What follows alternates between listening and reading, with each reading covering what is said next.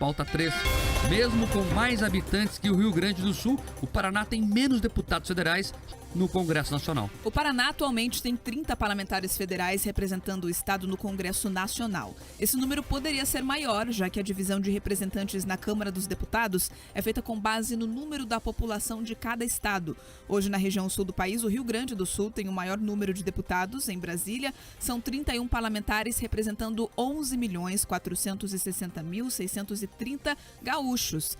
Já o Paraná conta com 11.597.484 habitantes e tem um representante a menos. O cientista Mário Sérgio Lepre explica que essa distorção ocorre por conta da falta de ajustes periódicos de representação na Câmara dos Deputados. A última mudança no número de parlamentares na Câmara foi em 1993. Então, por exemplo, tem estado que, com o decorrer do tempo, começa a perder população.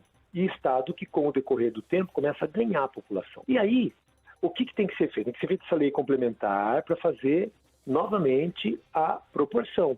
Agora, para você manter constante 513 deputados, então, se o Paraná cresceu e o outro estado lá, Bahia, diminuiu, então eu vou ter que tirar deputado da Bahia e trazer para o Paraná, para manter os 513. Até 1993, quando a população ainda não estava muito ligada na política, então o que eles faziam? Eles faziam essa lei, só que aí o Paraná cresceu, então eles davam deputado do Paraná e não tiravam da Bahia. E aí aumentava o número de deputados totais, então de 513 passava para 515. Por isso que o número de deputados vinha aumentando. Só que aí, depois que a gente tem uma democracia um pouco mais vigorosa, então já pensou você falar que vai aumentar o número de deputados federal? A população vai ficar doida, o eleitor vai ficar doido, então não aceita mais. E é por isso que desde 1993 não se faz mais essa lei.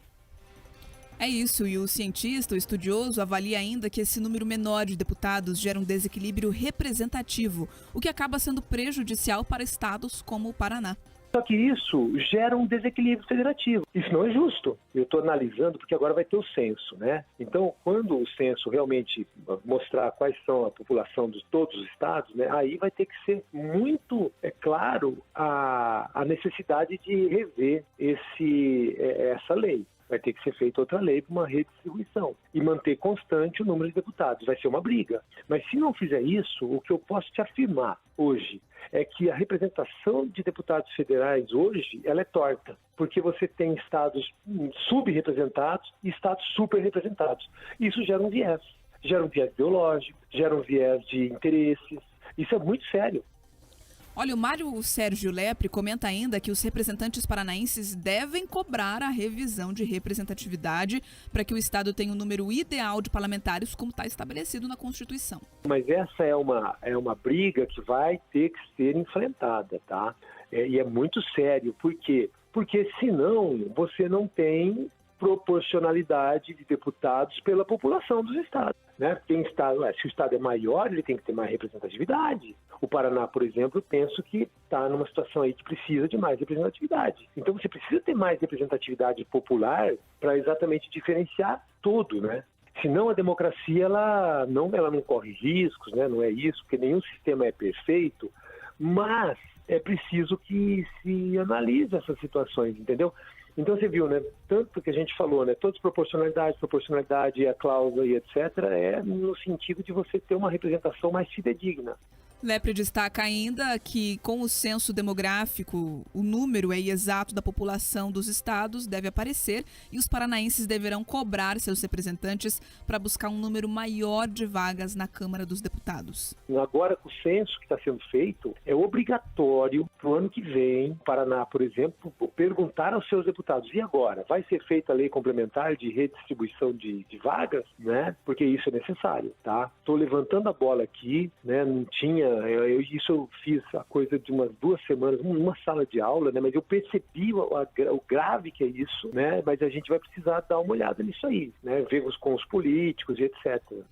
Em 2013, o Tribunal Superior Eleitoral chegou a editar uma resolução com mudanças no tamanho das bancadas estaduais na Câmara, com base na distribuição da população brasileira. Mas o Supremo Tribunal Federal a considerou inconstitucional, por entender que caberia ao Parlamento decidir isso por meio de lei complementar e não a um órgão judiciário. Vamos lá, primeiro deixar claro, né? Não dá para aumentar o número de deputados, já temos demais lá. Tem que até diminuir, quem sabe. Né? Os 503 já são gente demais, não se fala em aumentar o número de deputados. Pontuado isso, agora vamos discutir a representação dos estados. O cientista político foi muito feliz ali quando trouxe o exemplo do Paraná com a Bahia. A Bahia teve diminuição, segundo ele, de número de pessoas. Isso levaria, consequentemente, a ter diminuição no número de representantes. Ora, o Paraná teve aumento na sua população, então tem que aumentar o número de representantes, uma coisa meio óbvia. Devia, inclusive, ser um gatilho automático. A lei devia prever isso automaticamente, mas não é o que acontece. Daí, sabe o que ocorre? Entende por que você paga tanto imposto que não volta para o Paraná? É por isso, é um dos motivos. Porque o imposto volta, por exemplo, através das chamadas emendas. Tem a discussão da emenda ordinária, da emenda secreta, enfim. Mas é o parlamentar que traz o dinheiro de volta. Aí quem tem mais deputado fica com mais dinheiro. Ponto. Então, a Bahia, que tem mais deputados, fica com mais dinheiro do que o Paraná. O Paraná contribui mais para o bolo nacional, mas fica com menos, porque é subrepresentado. Eu estou falando aqui de uma das ocasiões que acontecem por causa dessa subrepresentação. Então, o assunto tem que ser debatido e tem que ser enfrentado pelos paranaenses. É a bancada do Paraná que tem que cobrar isso. Ninguém vai vir aqui e falar, olha, tadinho do Paraná, tá subrepresentado, vamos resolver a situação? Não, isso é luta. Isso é discurso, isso é articulação. Então, tá na hora da bancada paranaense se ligar e começar a representar nosso estado. E representar nosso estado significa também ter um número correto de representantes lá em Brasília. É um assunto que tem que ser debatido na próxima legislatura, né? Vai trocar agora em fevereiro, assumem novos deputados, né? Praticamente 40% da bancada será nova. Então tem que juntar os 40% novos, os 60% que já estavam lá e fazer uma união em torno de defesa do Paraná. Essa é uma pauta paranista. Nós temos que focar nisso para que o Paraná não seja mais subrepresentado e não seja mais prejudicado nesse sentido. Reforçando, não tem que aumentar o número de deputado.